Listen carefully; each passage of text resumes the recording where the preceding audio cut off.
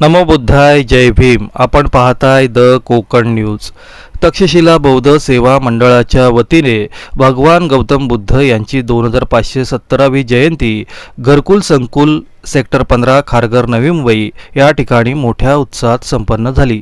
या निमित्ताने प्रवीण कदम आणि महेंद्र सोनवणे यांच्या सौजन्याने आणि द कोकण न्यूज डिजिटल मीडियाचे मुख्य संपादक उमेश मोहिते यांच्या सहकार्यातून कॉम्रेड गोविंद पानसरे लिखित शिवाजी कोण होता या पुस्तकाचे वाटप करण्यात आले.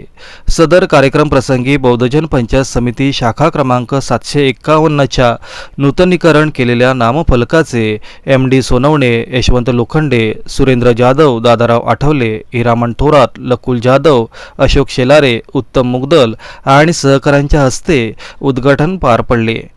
यावेळी बौद्ध उपासक उपासिका मोठ्या संख्येने उपस्थित होते. तथागत